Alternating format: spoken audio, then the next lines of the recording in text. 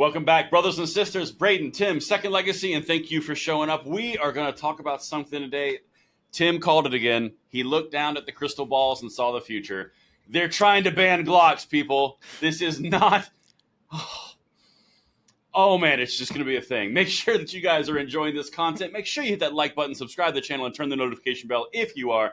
And as always, we're about to open up the can of humor and sarcasm on this 2A day. Tim, what is with you and your Nostradamus genitalia? How do you tell the future, man? What's this about? I had to laugh because you started off by saying crystal balls. I have two. And I did. Not singular, but plural. Yeah. No, two of them. Yeah, well, you get better predictions when you have two crystal balls. That's true. You can play off each other. Like kind of like a friction magnet kind of vibe. The more crystal balls you add to the mix, the more accurate the prediction comes. So I get it. It's optics. It's all about optics. Anyway, so what is this about Glock switches and crystal balls? I'm going to tell you. Yeah. I'm going to tell you what your crystal balls foresaw. Well, it turns out, Dr. Slides, this is number one.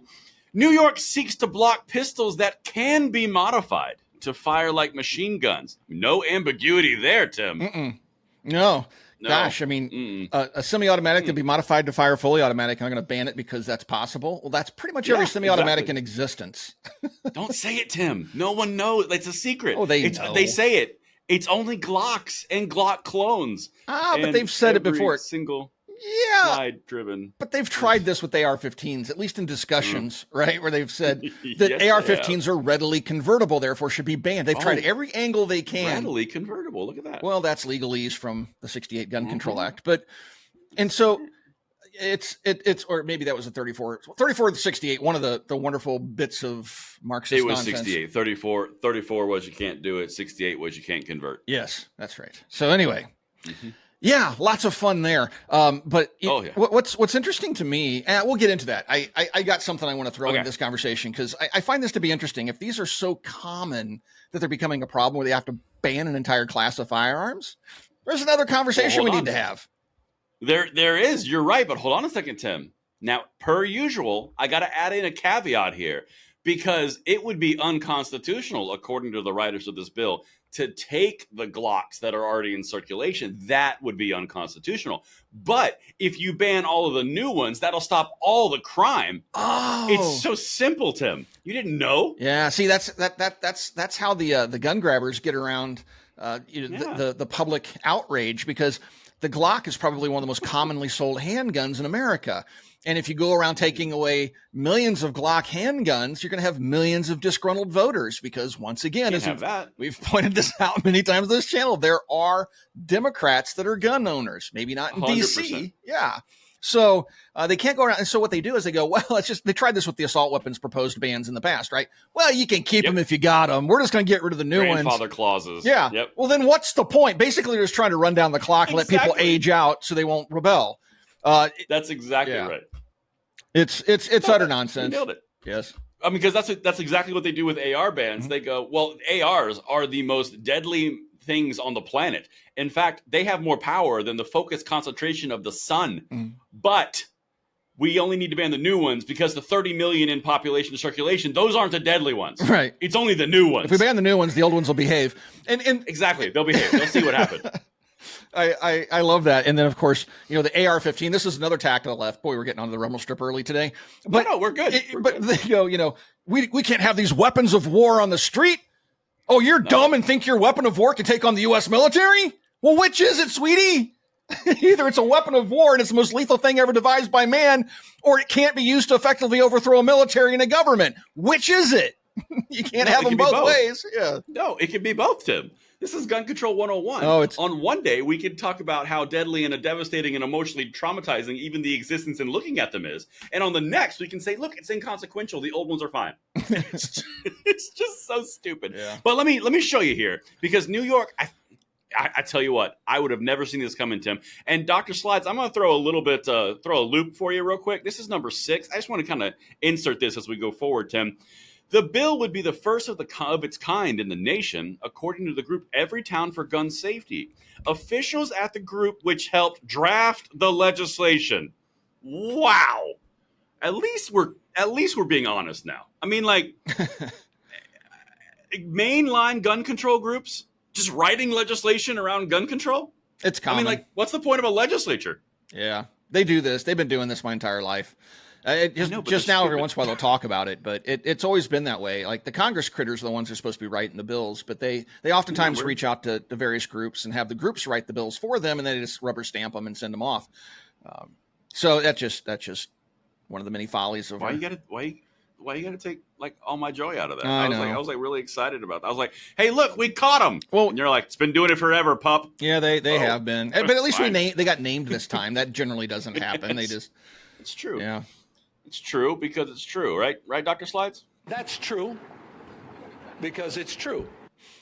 Thank you, Governor. See, nailed it. Well, Tim, let me tell you a little bit about this life-saving bill that was just proposed. This is number 2.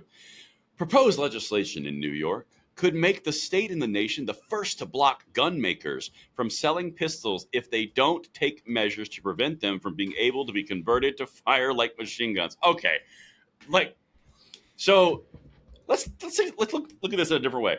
Cars, they've got governors on them, they've got mufflers on them. In order to prevent people removing mufflers, which is against the sound codes and the noise complaints, we're going to go ahead and ban all cars. Yeah. If you got over the 15% tint on your windshield, folks, we're going to go ahead and just ban cars because ban cars. That's ban totally cars. And if you go out and get drunk and have a good time, but then wind up doing something dumb, we're just going to have to ban alcohol. Wait a minute, we tried that. Oh, that didn't go so well, did it? Well, anyway, but bans generally work poorly. So, all the time. Yeah, absolutely. Yeah. But we just keep trying them because they've historically done so well. It hasn't given rise to organizations like the mafia or anything, prohibition. No. None of that happens. There's no fallout from doing stupid stuff like that. I mean, it's usually not at all. Yeah. It doesn't create illicit markets. No, and it's just utopia thereafter. They pass these draconian laws, and everybody's just happy and holding hands, and that's nonsense. That's not how this plays out. There's a lot of kumbaya and peace pipes. Yep, that's exactly right. Well, Tim, listen to this, and I think we're getting down to the drill down point of this, where we really get to be the concise arbiters of what's going on here. This is number 3. The bill is set to be introduced Tuesday. By the way, it was drafted in response to the growing use of attachments called pistol converters, or Glock switches, that are placed on popular semi-automatic pistols, such as those made by Glock. And the bill's sponsor, State Senator Zelnor Myrie, a Democrat who represents a Brooklyn district. Well, Tim, are the guns converting themselves to violate existing federal law? Is that a thing? No. Well, then who's doing it? There must be a criminal involved somewhere. No. But, if you ban the future sale of guns, not the existing ones, but if you ban the future sale, we're going to save the world, and it's about the children. Exactly. We want to stop childhood cancer by banning these guns. By linking it with gun control. That's a past episode. Yes, but they literally do that. Yeah, that one too. Yeah, they've done that. Yep. Swimming pools, all sorts of things. Yeah, but it's so fascinating to me that the answer and solution to people and criminals violating a National Firearms Act from 1934, almost a 100-year-old gun control act. They're violating it on the willy-nilly, and the solution to prove that gun control works is to ban guns because gun control is being violated. So to prove how much gun control works, we got to ban guns completely. Yeah. The gun control is so effective, we want more gun control. Yes. That's their logic. Yeah, it's the cyclical logic of a gun controller. Yep, it's called the Bart Simpson School of Logic, and you remember the episode where he touches the stove. Ow, ow, ow, ow. Yeah, just continues to happen. Yeah, that's gun controllers. Here, this brings up another thing. So apparently, follow this if you can, because I know I'm difficult to follow at times. But I'm going to try. Okay, so we have Glocks. And we have lots of Glocks. And apparently these Glock switches are easily made. Apparently they can print them. They're also buying them off Amazon. Bezos is making his cut. But, we have these lots of guns and lots of switches. So much so we need legislation to ban them. But what's this thing that the Supreme Court's talked about in the past called common use? There's this thing called common use, and the common use inquiry focuses on whether an arm is commonly possessed by American citizens. The relative dangerousness of the weapon is irrelevant if the weapon is commonly possessed. Huh. Weird. It looks to me like maybe this should be going the other way. Maybe because they're now in common use, we should just get rid of the NFA. I don't know. I don't know. I like where you're going on that though, Tim. It's very forward thinking. You always have been forward thinking on this channel. Unique solutions. But yes. Always about the solutions. No, I love it. It is intriguing to me that the common use argument. They spent the gun controllers they in this scenario. They spent probably about 10 years arguing the fact that ARs aren't common use because there's 25 million of them, and so now they're just going to go ahead and try to ban Glocks where there's like 100 million of them. It really makes sense it doesn't. Yeah. It doesn't actually. What was that number of common use? Was it tasers? 200,000 stun guns. 200,000 stun guns, katana case. So we already have a decision that in Massachusetts, 200,000 constituted common use. And so if that works, then you would think several million might also constitute common use. One would think. I mean, well, that's kind of where we're going with the Supreme Court conference on May 16th. By the way, that's only a couple days away. Yeah, they get to have a conversation if they want to take up the AR bans, where common use was a main point. Common use paired with a Bruin decision. Listen, this could be a delicious cake of freedom. I'm gonna be honest. Yeah, well, let's. We got 8 days to figure this one out, and we'll be reporting on that one. Oh yeah, we will. Actually, probably from the NRA show. By the way, if you see us both there or separately, say hello, please. Please do. But Tim, I got to tell you what the consequences are before we wrap this. Okay. Because you got to know. This is going to solve all the problems. This is number 5. Under the bill, quote, any person, dealer, firm, partnership, or corporation that sells, transports, or ships, quote, as merchandise, a convertible pistol would be committing a felony. But don't worry, Tim, because law enforcement and military can still get them. Yeah. They're so useless for self-defense that the law enforcement and military will need them. But you can't have them. Peasant. Nope. And any corporation that ships them, felonies. Yeah. Felonies across the board. Uh-oh. How many of those things did you ship, Bezos? How many? Yeah. Tell me now. Uh-oh, Bezos. It's not a good look. It's not a good look. So in a moment of seriousness, kind of wrapping this up, this is going to go about as well as, I don't know, covering yourself in honey and dancing in front of some bears. I mean, like, this is not going to go well.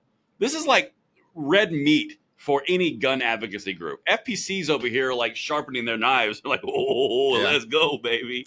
I mean, even if they pass this, it's going to get shredded very quickly. But again, well, it's in New York State, so it's a pretty good chance. Yeah, and it'll get shredded by the federal court system, and it's just one more door being slammed shut in these people's faces. They're on a roll. These last 4 years, they have had so many doors slammed in their faces. But then you get the morons like Davey Hogg out there, like, look, we've done great things, and everything's going fabulously. I'm Davey. I want high-speed rail this morning. Yeah. Do you, Davey? Oh, that was a great post, was it not? Anyway, all right, before we go on that rumble strip ride, let's take us out of here, folks. Thank you for watching Second Legacy, and we'll talk to you guys soon.